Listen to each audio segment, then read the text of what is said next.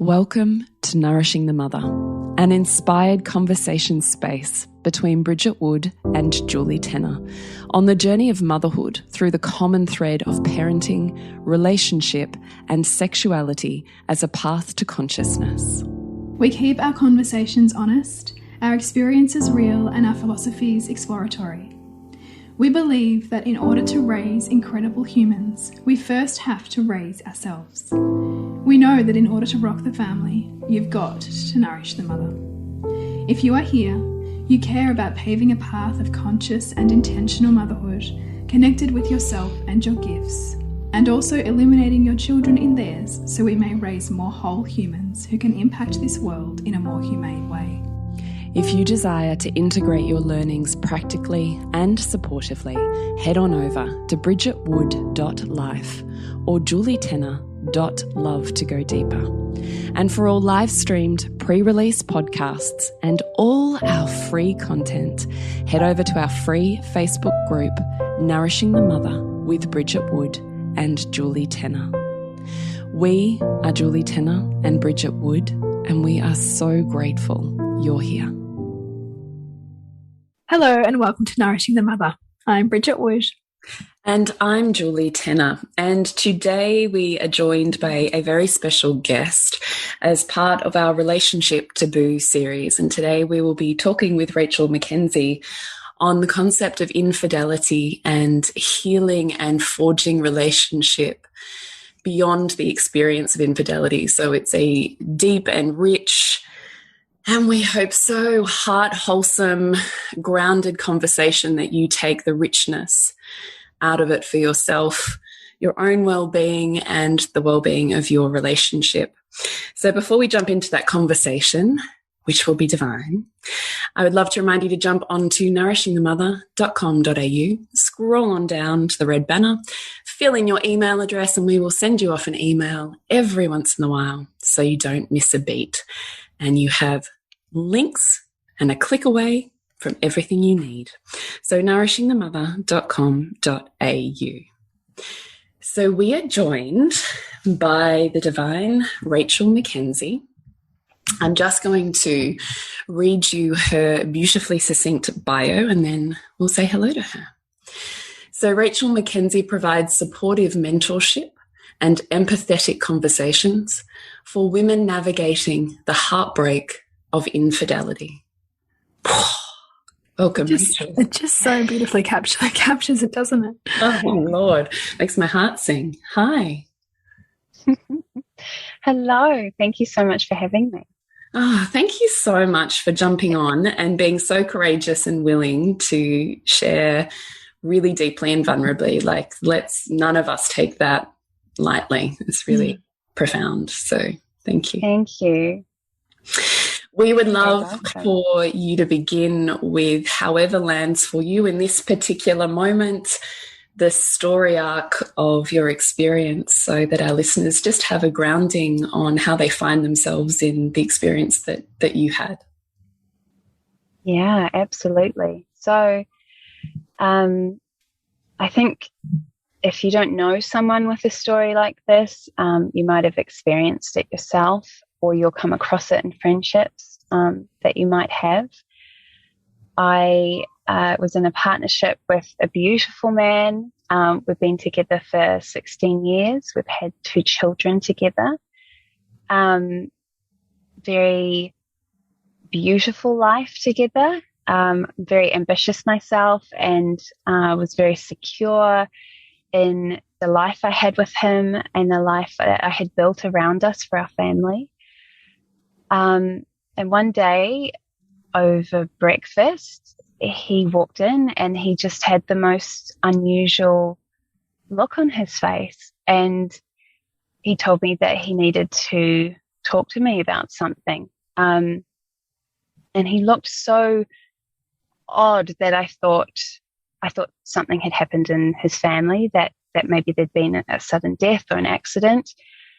And I braced myself for that news. But he said that he had been unfaithful. And he started to sob and apologize and I think I went into a state of shock, trying to understand and comprehend what he was sharing. And then from there, it just grew bigger and bigger over the weeks. The one event turned into more events, and the time frame grew longer. So up to 18 months of our life, infidelity had been part of our relationship without me having any idea. And along with that was this deep depression that it welled inside, that again I just hadn't recognized. And by that stage, we were both in very different, deep pools of hurt. Him starting a lot further along the line because he was aware the whole time, and me stuck right back at the beginning. Yeah, and then from there, we both went on quite a individual journey. I didn't get quite what I needed at all to feel trust with him. So though we tried a few different things, I came to the conclusion that that we had to separate because his language was that he was incredibly sorry. He didn't know why he had done it, but that he promised not to do it again. And it just felt like the most ridiculous promise that you can make to someone. And so we separated for 9 months and both did individual work, building ourselves back together again, and then reunited at the end, which was actually quite unexpected. So, yeah, that was my experience of the sudden impact of infidelity without having any idea at all that was part of our relationship for such a long time. I really hear the heaviness in your voice just recounting it, and it is that depiction of being blindsided. It's just what what keeps coming up for me in your words is, you say that you'd had this beautiful history together and 2 children and, a very clear life path in your view, and then this happens out of the blue. What was that? What was that like in your body when his words landed?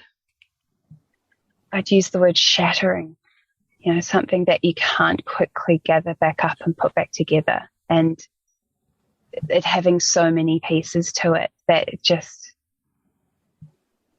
takes you so long to even figure out where all the bits have gone. It is information like that is like it's like a relationship grenade. Mm. Yeah.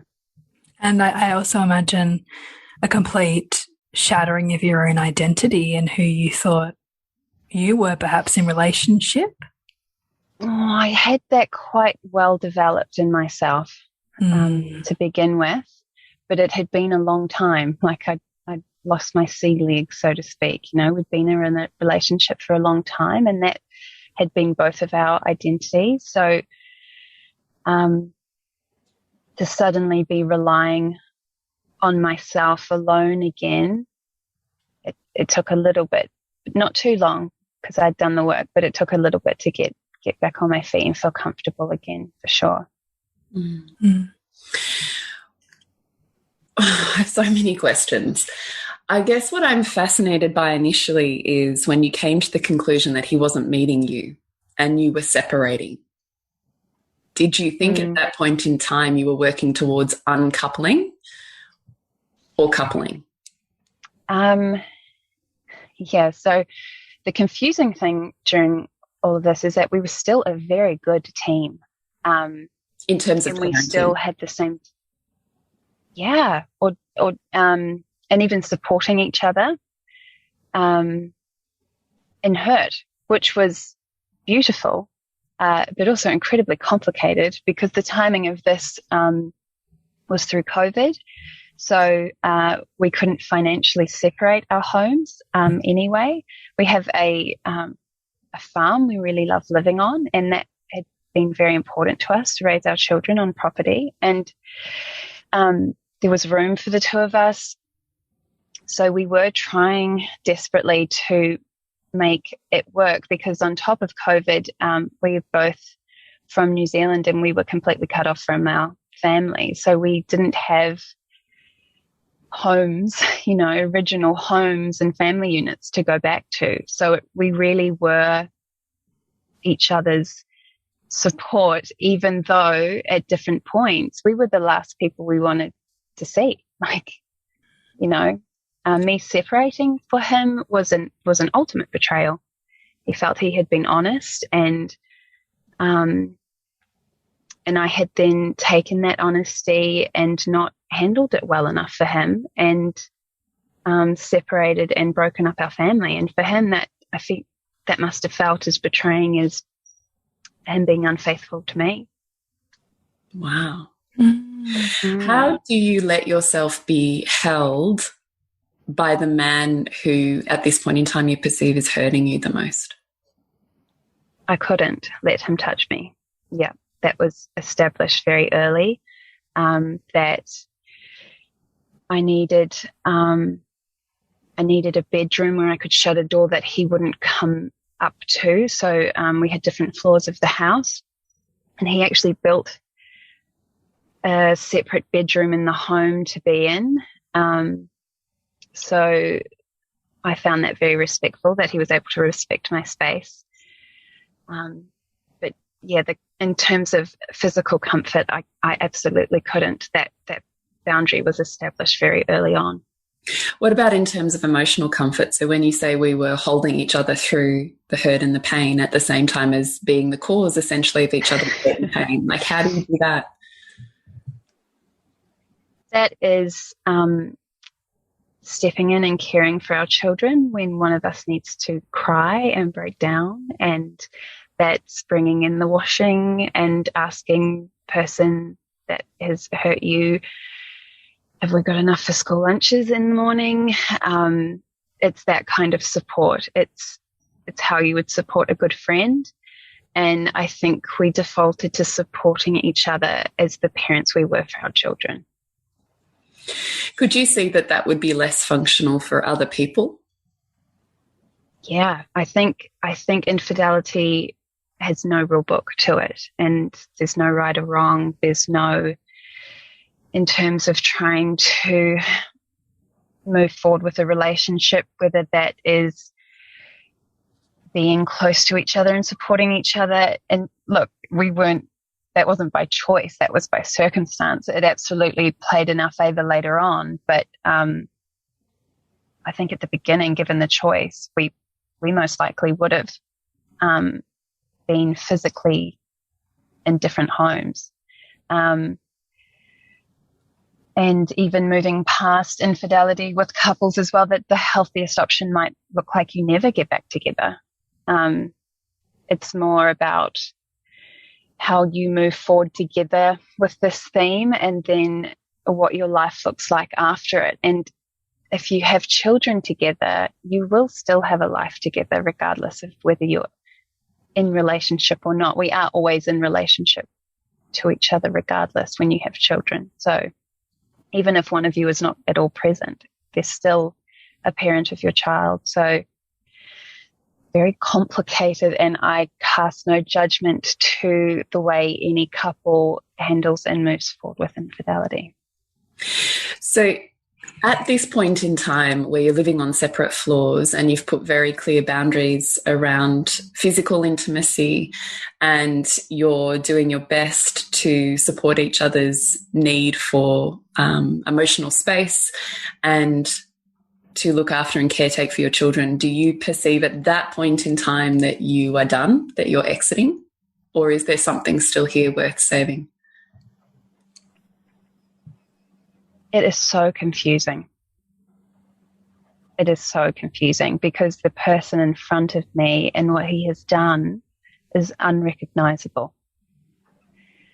So it is so confusing. Mm. Can you expand that out a little bit about what that feels like in your head? I think when you're in a relationship together, there is, kind of basic surface rules, social rules of what deems to be relationship and the examples we have around us. And then there's a lot of unspoken rules that are the dynamics between two individual people. And the type of person that he was for me to be in partnership with would have never behaved the way he had. And that came as such a shock.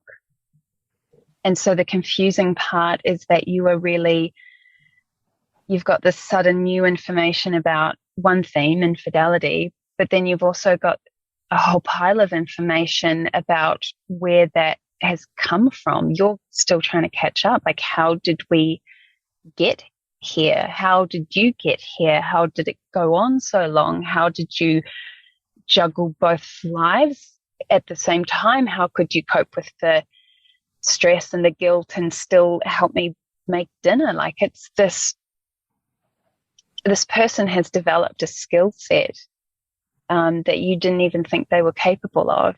So they truly do become unrecognizable. You have to learn new depth to a person that you might have spent a significant amount of your life with, that you suddenly realize you didn't know everything about. How do you do that? Day by day. Day by day. What does that You look ask like? for a lot of support. That looks like being understanding and empathetic in the morning and wanting to poke his eyes out by the afternoon. That's what it looks like. It is a roller coaster it's like the stages of grief all jumbled up, because there's no predictable way it will go. If you have really supportive friends who are vulnerable with you and maybe share their own stories, every single one is different to each other. There's no handbook. Yeah, it's just a roller coaster. What does it mean to learn new depths of the person in front of you, the person you've loved? It's learning new depths of them, but also realizing how you've only seen them in one way. It's like your perspective gets wider all of a sudden and you realize you've only been seeing this person in one light, which means you've only been seeing yourself in one light. Mm. And then realizing that the two of you are actually much broader people than you thought you were. Well, that is a profound spiritual truth. Bridgie, did you want to say something? I'm just because that's really, I think that's a point that we should labor on, because you said, he showed you a side of himself almost that you'd never ever seen before. But was he always that, or was there always a part of him that was that had those characteristics, but through the lens that you saw him, you were only able to see it, that, like, and Julie and I talk about this often. Like, we think that we deeply know this person that we are spending our lives with, but we still only see the parts of them that we're able to see that reflected us, essentially. Like, which is just a profound reality. Yeah. Yeah. And then you suddenly realize that about yourself. You go, the meanness that would come out of my mouth sometimes would frighten me. I would listen to myself and think, oh God, how can I say something like that? And it's just bubbling from somewhere of pure hurt and rage. And so you go, I don't really know myself that well either. I'm also capable of all these other behaviors as well. And it's really mind-blowing to stay. I mean, what I hear you share here, to stay in that rawness of confronting, the lived experience of infidelity in the mirror of this person who has, you know, in your view, like done this to you, you're not only having to look at him, but you're also having to look at the parts of you that you can't repress in response to seeing him. Like, yeah, the pain of both seeing him and then parts of you that you didn't think you were, right? Like, you'll be busting illusions about yourself at the same time as trying to pick up all the pieces of what you thought your relationship was. I mean, like, that is just, you know, talk about like a dark night of the soul, right? It's long and it's lonely, and you realize that your hurt is your hurt, and you are never going to get the sentence that you desperately crave, that the person truly gets it. When you're hurt like that, all you want to hear is that the person truly understands the way in which they've hurt you, and you never get it. Just like you will never give the sentence they need to them either. It's sitting in your own hurt, and this is hurt from, you know, this is each of our own special recipe of hurt right from when we were children. They're our own to carry, and to have you both in full distress at the same time is incredibly hard. And kids and life, and it's really, really hard. Do you perceive a link between the woundedness that or the hurt that you feel in this moment and the stacking of hurts from childhood? Do you see a thread or a link with those hurts? Yeah, absolutely. Like, we got to the point where we realized that we were perfectly matched for hurting each other in just the right way. Yeah. For what reason? We're perfectly matched for loving each other, and we're perfectly matched for hurting each other. Based on your wounds that are attracting that dynamic. Yeah. Yeah, the panacea. And we make whole movies and songs and ads about that beautiful love part of matching each other, and nobody wants to watch the movie where you just hurt each other perfectly. Yeah, perfect matching wounds. Yeah. So was there a part of you that looked at what role have I played in this experience? That was a sobering. I said that so tentatively because I'm like, ouch. It was the ouchiest comment. It isn't. It was painful. So because, I'm sorry. Yeah. How intoxicating is the storyline of, oh, look what he's done to me. It is such a gloriously intoxicating spot to stay in. And I have spoken to women who have not been able to get out of that, who have continued on for decades into their lives of staying in that spot of, he did this to me and I have never recovered. And that those comments scared me enough to be very reflective. And he was trying so hard and sharing so much vulnerability and work that he was doing for himself, that I then did, you know, that's what we were sharing together. So I was also doing the same work, and yeah. So it's actually quite hard to talk about. It's like opening up boxes that you didn't think belonged to you, and holding them, what's in the box, both out for each other to see, and it's not very nice. It's a bit gross, and it's like, I'll show you yours if you show me mine, and it's just icky. It's not attractive. They're not attractive qualities of your partner. They're not attractive qualities of yourself.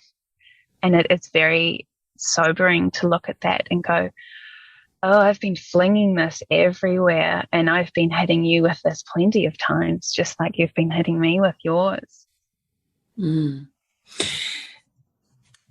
I guess what I'm after is a little bit more on, were you, how did you make the leap from he's done it to me to a level of self-responsibility and seeing this is a co-creation and here's my role in it?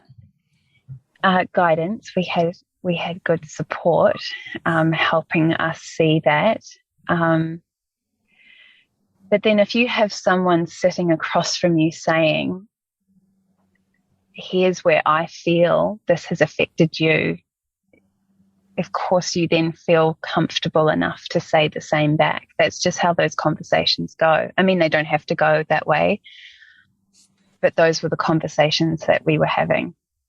So just peeling all those layers off and sharing that with each other, and not having isn't it so great we're going to get back together goal in mind. It was just, it's just where it broke us all back down to. Mm. Do you perceive that breaking down was purposeful? Yes.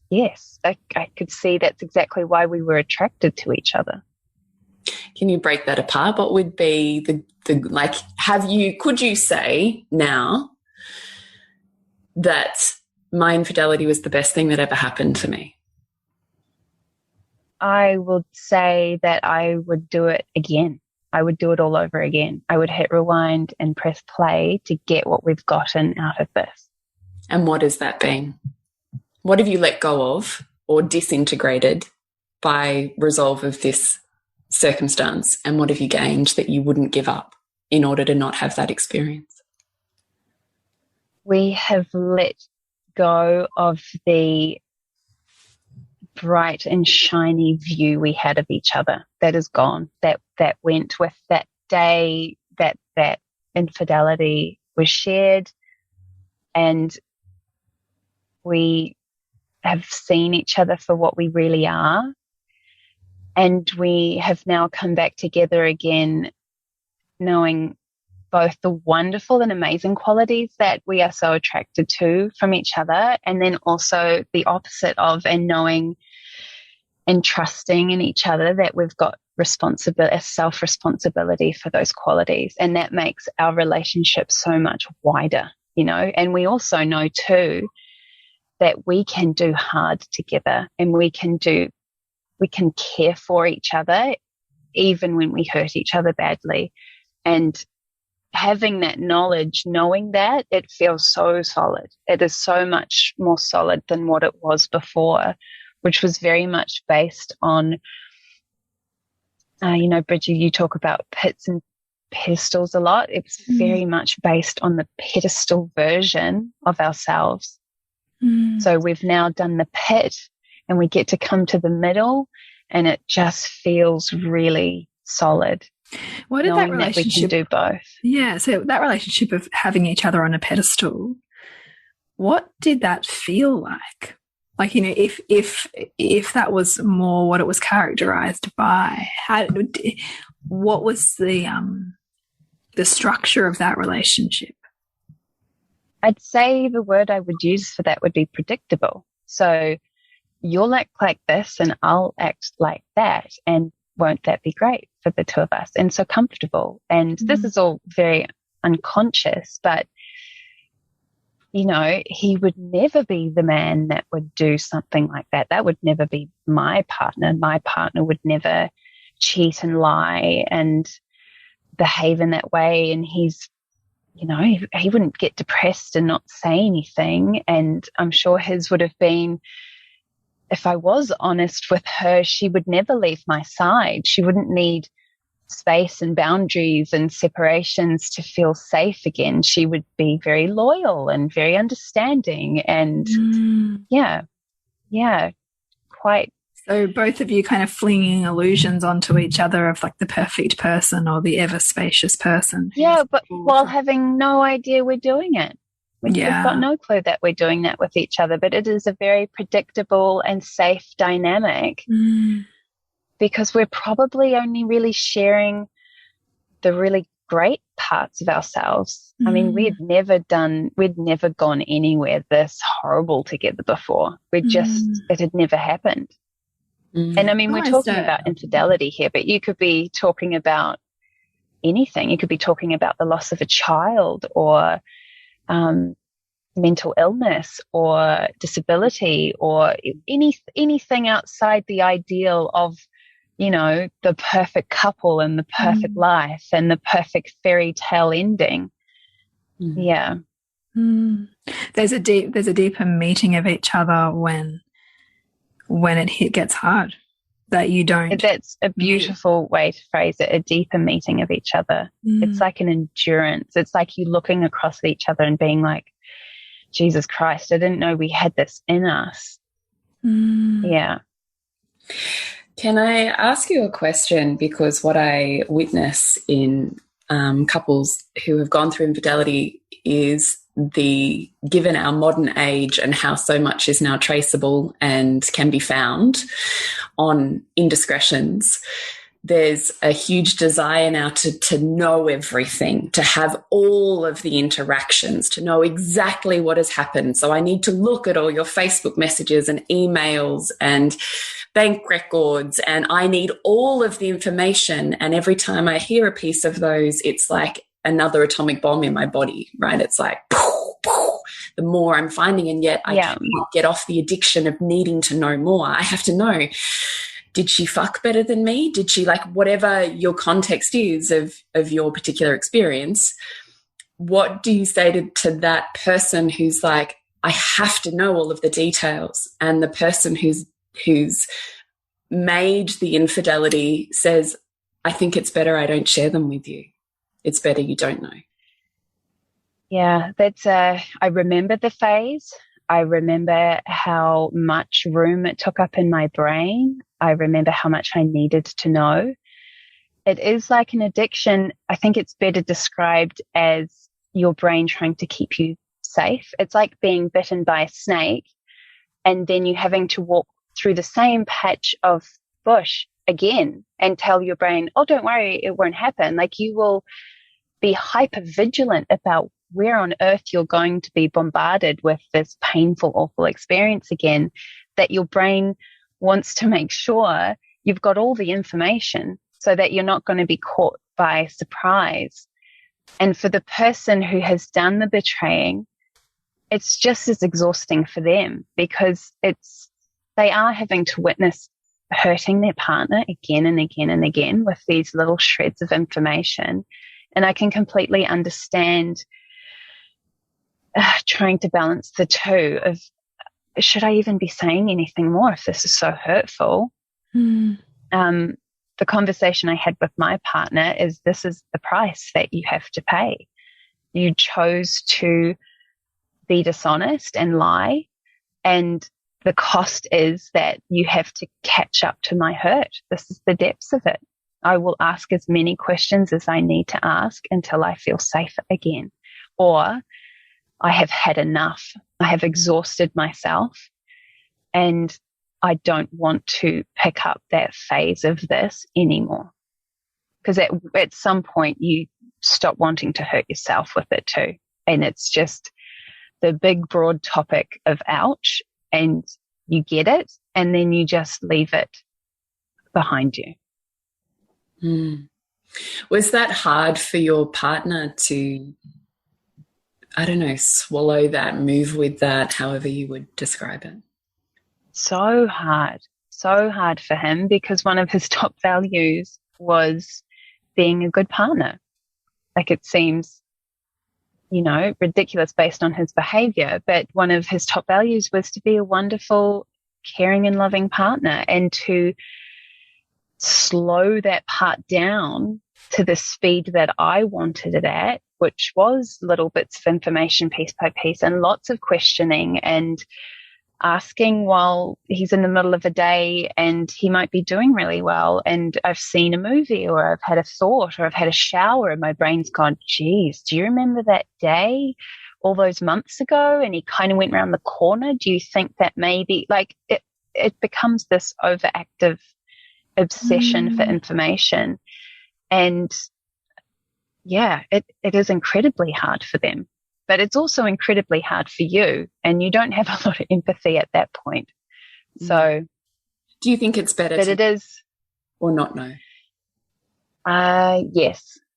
At the very beginning, you will beg them and plead and try and ask them why on earth they told you at all, because all you want is to go back to the beginning. You can't believe that they couldn't just keep it to themselves, because if you didn't know, then you didn't know, and you would have continued to have the life you had earlier in the week, and you will desperately try and claw to get back there, and you can't. And then that then gives way. It's like denial, the stages of grief we talked about, goes from denial, and then you'll go into quite an obsessive stage of just wanting to know all the information, and it's just emotional whiplash all the time between the two of you. Emotional whiplash, I think, describes that perfectly. What would be your suggestions for couples who find themselves in that obsessive or emotional whiplashing state, but the partner who has betrayed the other partner doesn't want to share further details?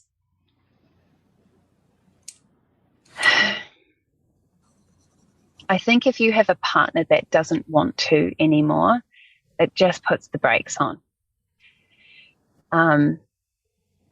Really what they're saying is that your hurt is too much for me here.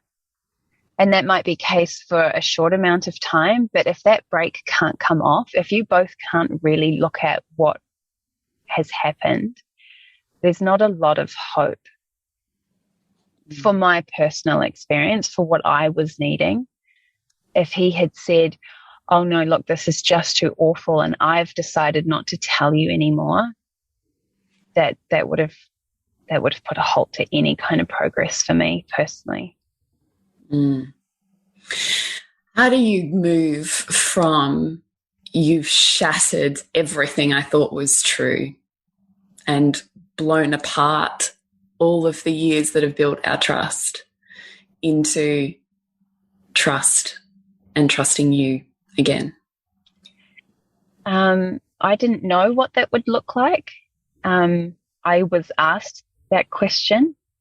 He's wanting a roadmap of what he could possibly do to make it better or for us to have a future together. And for quite a long period of time, I didn't know. And I got very good advice that I didn't need to know, and that I didn't need to have a time frame for that knowledge or be on someone's schedule. And socially, you do get a lot of pressure for an update. Like, what are you? What are you not? What's the plan? What are you guys doing?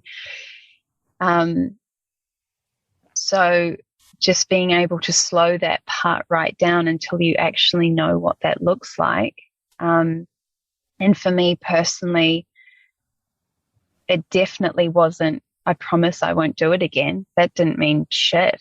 Like that meant nothing. But what did start to mean something, like tiny grains of sand, were him being accountable for all the events and him working with others to figure out how the hell he'd gotten there and where it had all come from, and sharing that with me. Could he explain that? Because I often see that is a first question. People like, why? How did you do this? How could you do this? Do you think that partners often know? No. And I think it would look different for every single couple. I think that's though, that we assume the wrongdoer knows why they've chosen these actions. No idea. They have no idea. And I've had conversations with him, and he has said most men are desperately trying to get their families back, and they have no idea how everything has gotten so bad, how they have fallen so far and done the things they have done to the person that they truly love. What do you think? For them to say that sentence to the person that they have hurt, it means nothing. Yeah, in fact, maybe it's hollow. Yeah, and maybe more hurtful not to even have a reason. How have you done this? I don't know. It seems like a cop-out, doesn't it, versus a truth. What a dangerous kind of love declaration. It's awful. Yeah. How do you reconcile that and move beyond it? That's him saying, And this is part of our relationship now. This is the broader part, it's better. And there's other bits that are worse than it was before because it's bigger. The worse bits are him saying, oh, yeah, I had a really stressful day at work today. I got a bit triggered by some comments from some of the dynamics at work, and I felt like maybe wanting to do something along those lines again, because when I do, I feel validated. And for a short period of time, I get my confidence back. Like, it's to sit across from your partner and hear that. But the rest of the sentence goes, but I called you, or I called a friend, or I recognized it in the moment. And that is something that I'm going to need to work with someone this week with. It's the recognition and awareness and planning around what I'd almost call an addiction. It's the behavior patterns, destructive behavior patterns in relationship that you start to treat like an addiction, and you give them the respect that they deserve. You give the person the respect, do you mean? Nope, you give the addiction the respect it deserves. What does that mean? Yeah. So it is not isn't it great we've moved past this and we'll start our new life? Like that, those themes aren't suddenly dissolved overnight just because you've gotten back together. That is his stuff. It's not my responsibility. My stuff is my stuff and that's mine. But we're now supporting each other with those dynamics. And our love is conditional. He knows what my conditions are. If he has chosen not to call me, if he has chosen to still go forward with destructive behaviors that would ruin our relationship when he knows he has support around him, we are not together. Those are my conditions. I don't care how hard the conversations are, but please ask for help, and ask for help from the people around you. Do not proceed with the behavior, because that's where my boundary is. That's really big. It is really big. And it's, again, you can't fit that on a Hallmark card for Valentine's Day. Like, it's a little wordy, but that's what we look like now. And it's not as bright as shining as it was before. It's not. It's got a bit of shit around the back that, but it's real. And what I hear from you is that it's deeper, wider, and you have a greater level of solidness that you now realize didn't exist before. Yeah, absolutely. And we know what each other's addictions are. We know what each other's destructive behaviors are, and we all have them. Every single person has fantastic, amazing qualities, and then others that are just not great at all. And we're capable of dipping into them at any point in our lifetimes. Would you say that this is a more unconditional love?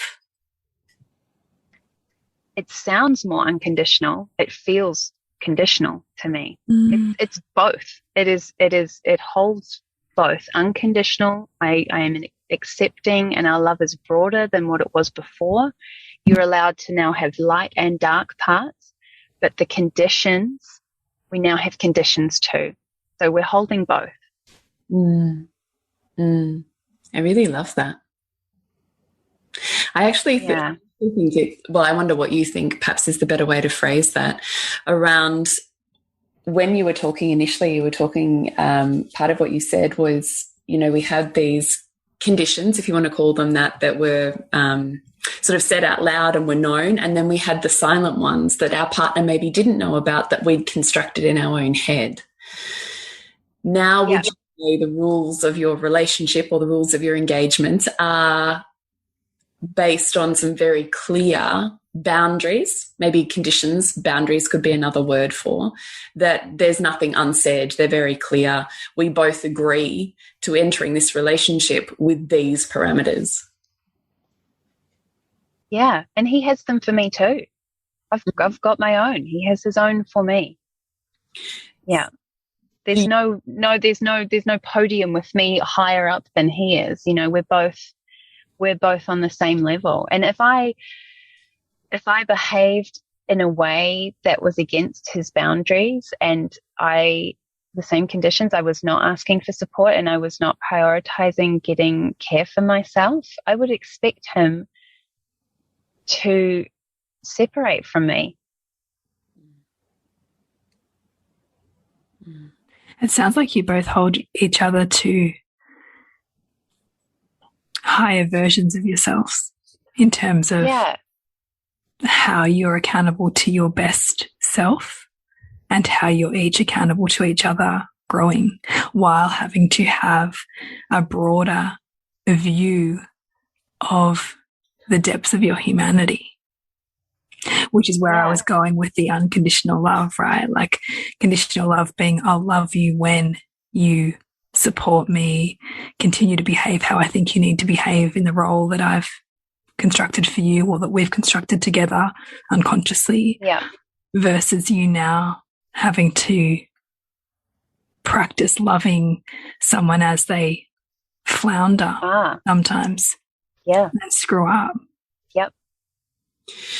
It's like having a manual for your best self and a manual for your worst self, and you've got a copy of the two, but now they do as well. And so they can tap you on the shoulder and say, hey, have you noticed this kind of cropping up? Have you got eyes on this? And they'll go, oh, yeah, actually, you make a good point. Thanks for letting me know.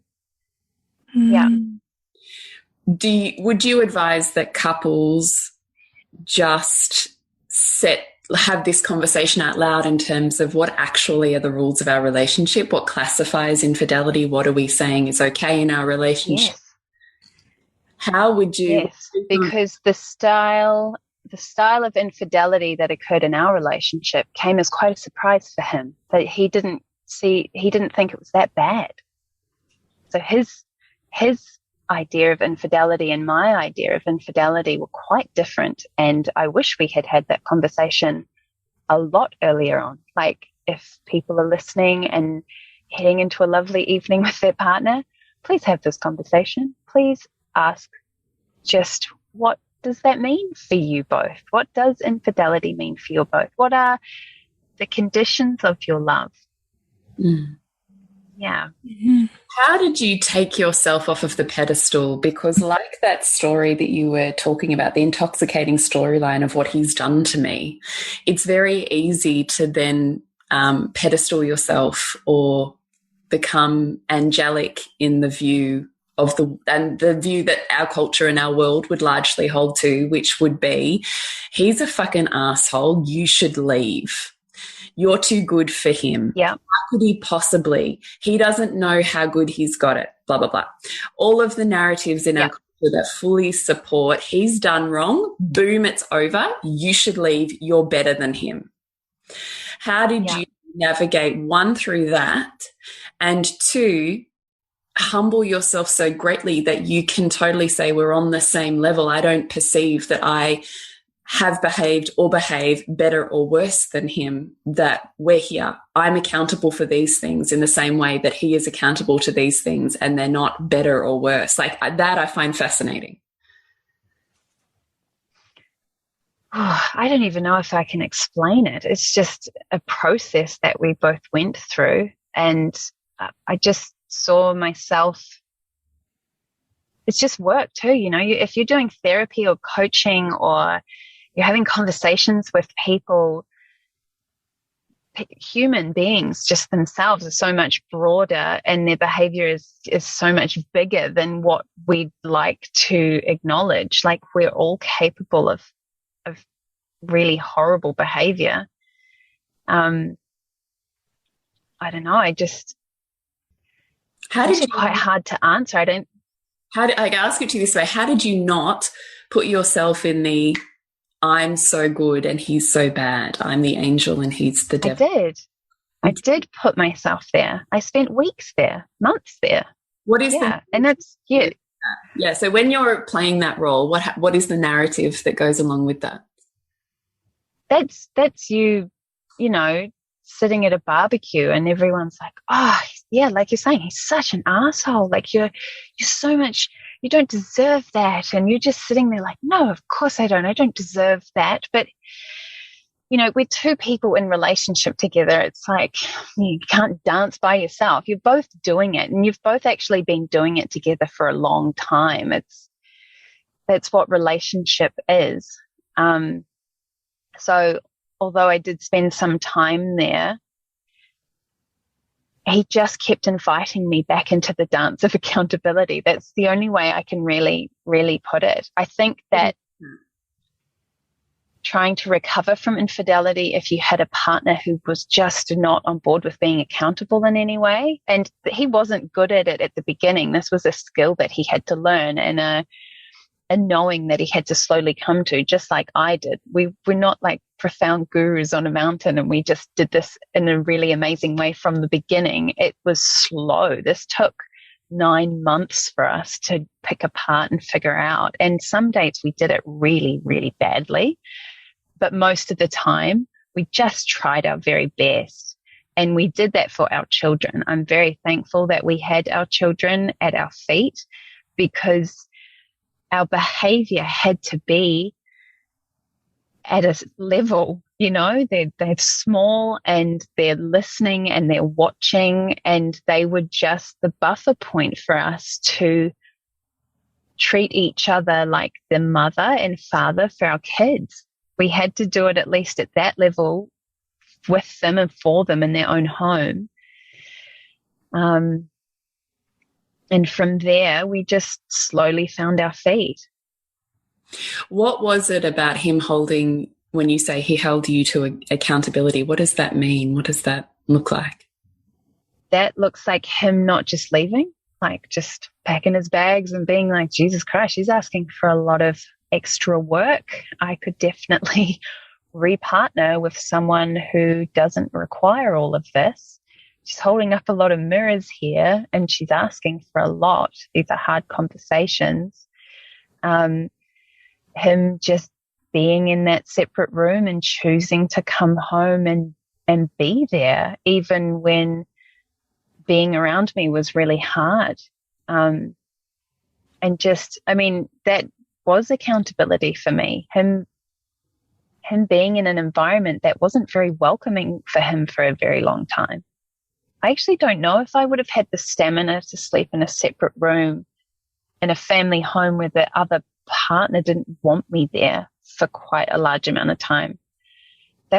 I'm incredibly impressed that he was able to do that, because he did it alone. Just like I was doing my part alone. But for me, that is what accountability looked like. That's the base level. And then from there, it's sharing conversations that he's having with counselors. It's having conversations with me about, like, when I behave like this in this way, what did that mean to you? Like, please explain to me why that hurt you the way that it did. And then me having the same conversation back, where he goes, but you did this, and you did this 4 years ago.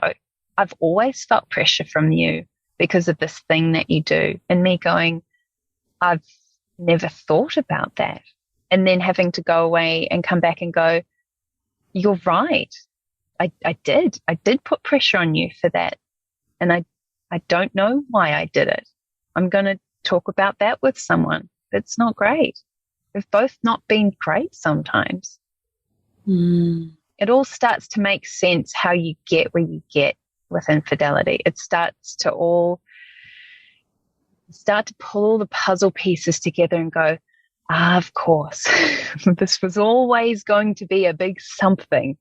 We were always going to drop this vase into a million pieces. And it, when we're talking about addiction, that could have been gambling, that could have been drinking, it could have been all sorts of things, but it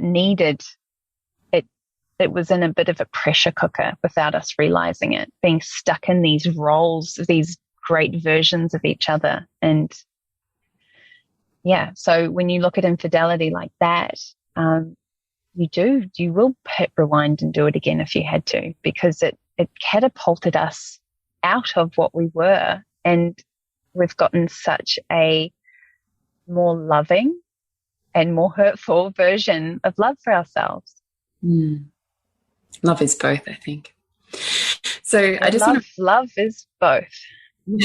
I just want to return to the conversation where you were talking about the snake in the bush and being on guard and vigilant, and how to begin trusting again, or how to move beyond the hurt. And, you know, as you said, never receive exactly the right panacea in words from them that you think you need. How do you let go of that need for that exactly right thing, and you keep like, they're not giving it to me, they've shattered all of this trust? You give it to yourself. What does that look like? You give it to yourself. It looks like finding that little child version of yourself that needs that sentence. Oh, it's going to make me cry. And sitting with them and saying, I'm so sorry I have ignored you for so long. And I've been trying to listen to the sentence from somebody else. Tell me again what you need. When you learn to care and love yourself the way that you're desperately trying to find that in a different person, in a partner, that is incredible. When you know that you can do that for yourself, you actually don't need partnership the way that you did before, and it becomes so much safer for both of you. So that's how you do it. What advice would you have for someone who's right now going, I cannot trust a word that comes out of their mouth. I can't even open up to them? Start with yourself first. Trust yourself. Yeah. Go and find the bits. Write a list. Like when you are that hurt and angry and you're like, you fucker, how could you? Write the list of how could you hurt me like this? And that's where all your answers will be. All those parts that they have let you down in, you've let down yourself. That's your own list. You tried to find someone to fill that list up for you, to reassure you and to love you in the ways that you haven't been doing for yourself. Wow. When you have that list sorted for yourself, when you can tick that off by yourself, that takes all the pressure off your partner. You can still ask them for help in those areas, and you can still say, hey, look, this is my list. If you can throw me some bones with this, this would be great. This would really make me feel amazing and safe and settled. But if you're having a busy week, I can do this too. I can do this for myself. It's amazing. I love that advice. Yeah. So can you share the end of your story? So you've moved through hurt and pain. At what point do you come back together? And what does that look like? It looks like that we have individually made a lot of progress. We're having conversations together that we have never really had before. They are amazing, deep, incredible conversations. We don't hold back because we're not together. Like there's nothing to lose, no cards on the table. So they're robust and they're funny and they make us yell and laugh, and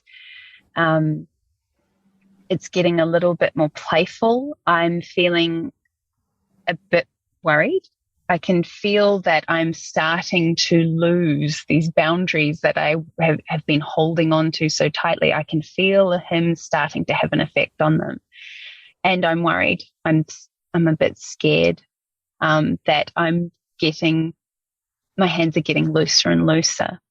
And so I feel it. I feel it start to shift. And he sits me down one day. It's just a normal co-parenting day in our COVID household we're sharing. And he says to me, I will be taking down the walls of this bedroom that I've built in this home today. I will be taking it down. You might feel all sorts of feelings about that. And I will give you the space and time you need to feel those feelings. And I can talk to you about those if you would like to, but they're coming down. That's what's happening. And I will be moving on to this new part of the property. I'm going to be moving into this new space. It's what I want for myself. And I'm ready now to start this independent part away away from you guys and start to really think about a future, you know, beyond this part we've done together. We've got to move on to a next step. And I go, oh, yes, okay, right, sure, all good. And he starts to take down this bedroom, and it takes, you know, a few hours. And I am feeling all the feelings. I'm suddenly feeling, am I making the right decision? Should I be saying something? Is he maybe feeling the same way? Is that even the right way to be feeling? It's getting all muddled and confused. We have a huge fight about the dishwasher. I really dig my heels on, and I get really stubborn about this thing about the dishwasher. And he yells at me. He yells, and he's this person that he's never been before. He's very sure of himself. He is kind but firm. It is a no from him. I haven't seen this side of him before, and I start to cry. I just cry and cry and cry. And of course, we're not yelling about the dishwasher, and we're not crying about the dishwasher. It's just that end. It's the end point. It's the transition. It's a lot like birth. And he grabs me for the first time in 9 months. He holds me while I'm crying, and he says, I am all in. Are you all in too? And yeah, I just cry, and I just let it all go. I let my defenses go, and my boundaries go, and my you might hurt me's go. I just finally give it all away. And our children come running in, and they're cuddling us, and it's very beautiful. And we had worked so hard, and it was such a long marathon of a race. But yeah, that is how it ends. And then starts, you know, we start to build something together that's brand new again. So yeah, that's how it ended. What does that feel like to build something brand new again with the person that you've known for 16 years? It's bizarre. It's like dating again with the person you've had children with and washed their laundry for 16 years. It's very weird. You're falling in love again. You're excited about the future. You've got this new appreciation and love for this thing that you almost lost. Like it's incredible. This is the prize at the end for not leaving, for not repartnering and repeating. And this is all the accountability. This is all the therapy sessions. This is all the asking for help. And this is what you get at the end. Mm. Yeah. And can we share your news of what is happening next week? Yes, you may. Do you want to share? Yeah, I'm getting married. To this man? To this man. I'm getting married, which was just, yeah, it was just this point we could never get to together, you know. It took this for us to go, oh my God, that was close. Oh, that was close. And we love each other so much. And God, we're a good team. We're a good team, and we can do a lot together. We can do it really good, and we can do it really hard. And I want to be married to you. So it's like this, I really choose you because I really see you. Yeah. We're going to do a lot together. Yeah. Yeah. What do you feel now that you've been through this enormous experience, and when we're talking about relationship taboos, I think in our culture there's rarely one as big as this, as infidelity has created a better, stronger relationship rather than the opposite. And you come to marrying this person, do the vows and the commitments that you make to loving this person look different to what they would have looked like with your naive self who said yes to marriage 20 years ago, let's say? Yeah, they would. They would. We're going to look at each other differently. We know. We don't even need vows. You know, we know exactly what we're promising to each other. Mm. Mm. What wisdom do you feel is unsaid, or that you would like to impart for any listener who finds themselves in the throes of any part of the experience of infidelity to healing and a deeper relationship? Well, one, I just want to let you know that's totally possible, but any wisdom that you would like to share? I think the most important thing that you can do is be kind to yourself. Be kind and be gentle and go slowly. Do not rush things. Do not try and set yourself to a speed to help others understand what you are or should be, or how could you, and have you considered. Just slow down, go gently, be very kind with yourself. This is hard. This is really, really hard. And ask for help. Get lots and lots and lots of help. What do you think is all the greats have gotten there because of lots of help? 100% true. No one gets anywhere alone. Mm-hmm. What do you think it means, get help, for people? Like, what does that look like when you say get help, get support? What would you consider the most constructive sources for that? Help looks different for everybody. But you know how we talked about having that conversation with your partner and just sitting on the bed and saying, what does infidelity look like for you? Make a list for what does help look like for you, and do it when you're not in distress. You know, write a survival list for yourself that you can read back to yourself when you're in distress, or you can pass to others. Help to me looks like this. Knowing what that is. And then if there's things on that list that you can't do very well for yourself now, put the work in. Put the work in to get that up to scratch, so that you're not, it's like a survival kit. You don't want to be grabbing in the back corner and thinking, I don't even know how to use this, or it's so rusty that I've forgotten how to do it. And, you know, we're talking about things like eating well and sleeping well and saying no when you've had too much and you need rest and you need time to just be quiet. It's those basics. Like, what do they look like for you? What does rest really look like for you? For some people, that's physically resting, and for others, that's going out in nature, and for others, that might be getting into meditation. Like, what does it look like for you? And put that together before you need it. Yeah. It's really beautiful advice. Is there anything that's left unasked for you, Bridgie? No, I just really wanted to thank you so much for so openly sharing what you've traversed, and just the richness of your willingness to stay in the hard stuff. Like, that takes such courage, I think. And I really hope that our listeners have really felt that too, and you know, felt into what you've been able to gain on the other side of that, you know, on the other side of looking in that mirror. Yeah, I had a wonderful, and luckily do still have, a very wonderful mother that made sure that we could do the hard stuff.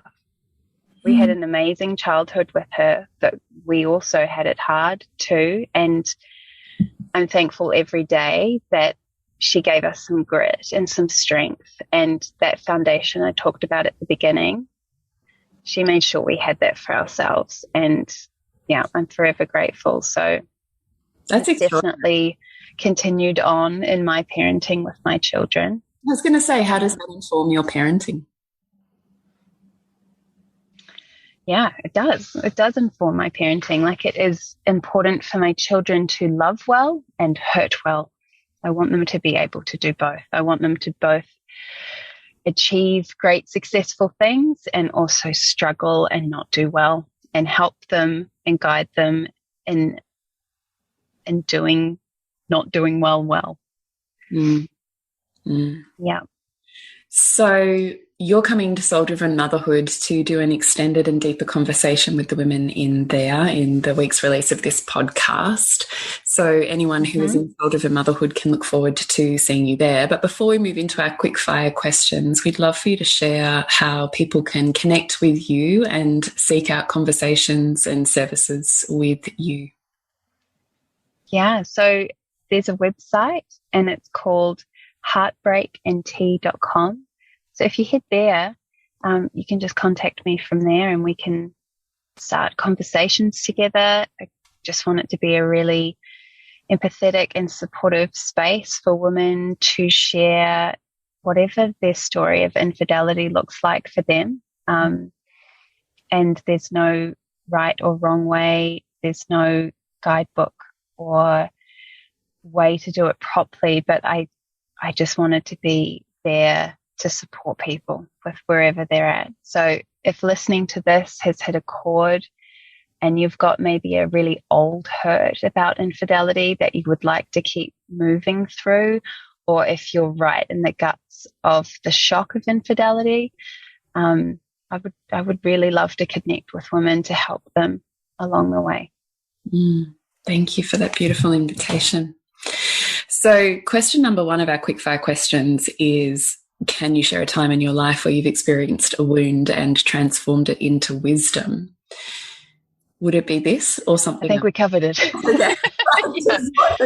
I think we covered it really well. That's been my biggest whack to the head so far. I heard it loud and clear. I hope I did it well. I don't need any more in the near future. So, and this is what supporting women is about too for me, is I want to go, yep, I got it. I want to throw out some ropes for the people behind me, and no more wax. Thank you very much.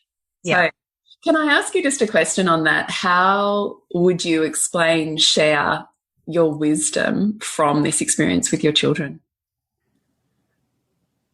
We actually involved our children quite early on. So we have a daughter who's 9 and a son who's 4.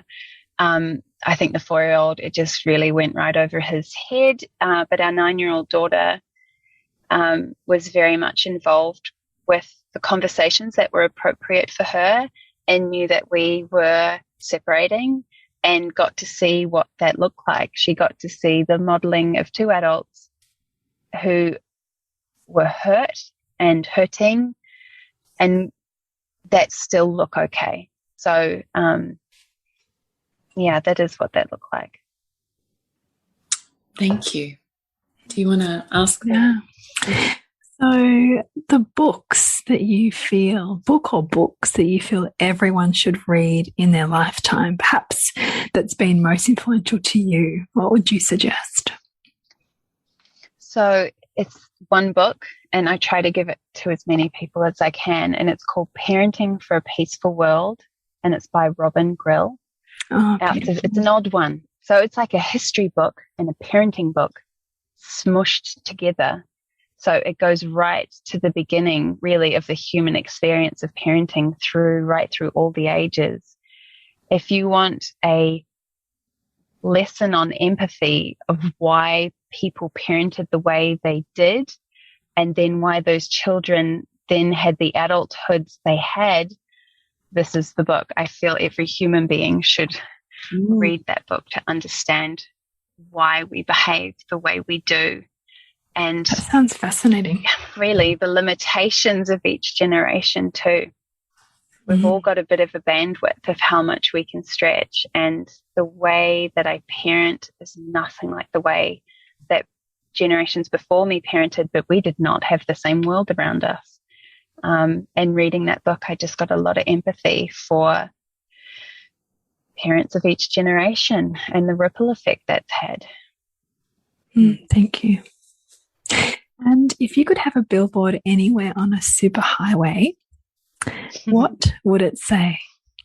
It would say, how safe are you for yourself? I want everyone in the car to look up and think, how safe am I for myself? And to really think about what that means. So that means in times of distress or anger or shock or betrayal or how do you care for yourself in those times when it's all going terribly wrong? How safe are you to yourself? That is powerful. It really is.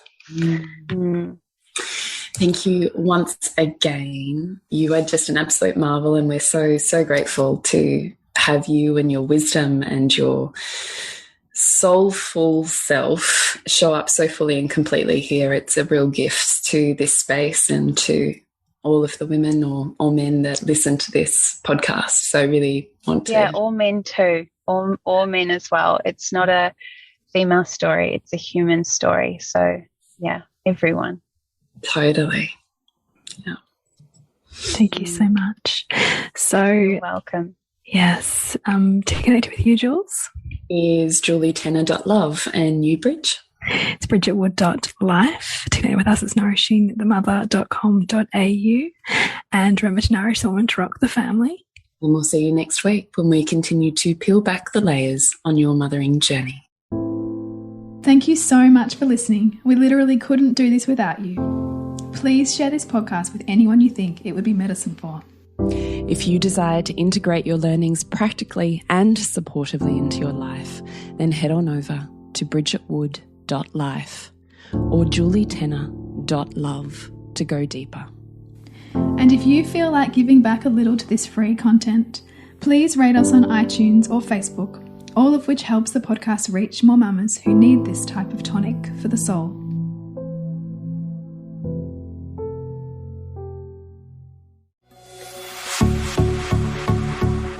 This has been a production of TheWellnessCouch.com. Check us out on Facebook and join in the conversation on Facebook.com/TheWellnessCouch. Subscribe to each show on iTunes and check us out on Twitter. The Wellness Couch, streaming wellness into your lives. Whilst the Wellness Couch presenter endeavor to provide accurate and helpful information to their listeners, these podcasts cannot take into account individual circumstances and are not intended to be a substitute for health and medical advice from a qualified health professional. You should always seek the advice of a qualified health professional before acting on any of the information provided by any of the Wellness Couch podcasts.